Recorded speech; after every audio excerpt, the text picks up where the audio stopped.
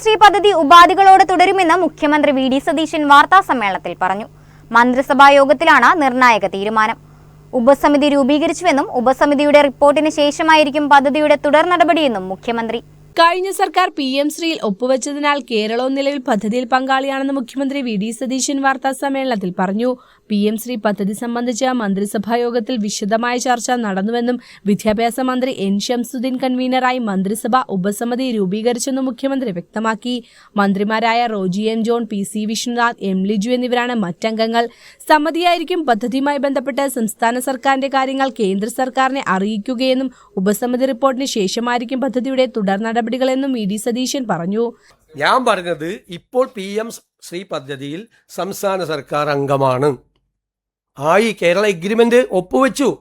അതിന്റെ ഭാഗമായി പണം വാങ്ങിച്ചു കഴിഞ്ഞു. അതിന്റെ ഭാഗമായിട്ടാണ് നമ്മൾ നിൽക്കുന്നത്. നമ്മൾ ഇതിനെ സംസ്ഥാന സർക്കാരിനെ ബാധിക്കാത്ത തരത്തിൽ വിദ്യാഭ്യാസ വിഷയത്തിൽ നമുക്കുള്ള ആ വിദ്യാഭ്യാസപരമായ അവകാശങ്ങൾ, സർക്കാരിനുള്ള അവകാശങ്ങൾ ബലികഴിക്കാതെ എന്തു ചെയ്യാൻ പറ്റുമെന്നുള്ളതാണ് ഞങ്ങൾ ആലോചിക്കുന്നതിന്. അതല്ലേ ഞങ്ങൾക്ക് ആലോചിക്കാൻ പറ്റുള്ളൂ.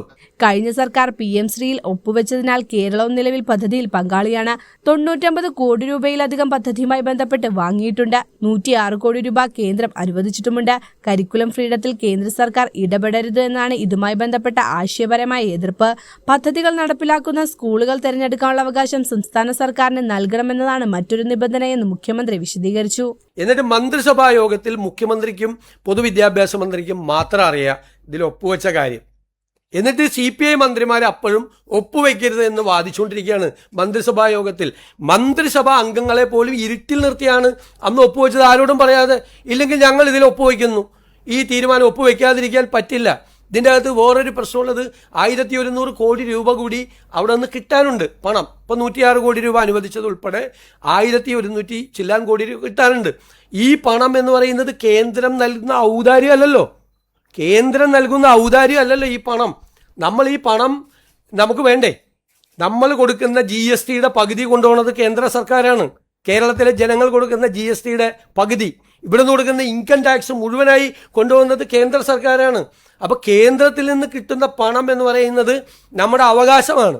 അത് അവർ നൽകുന്ന ഔദാര്യമല്ല.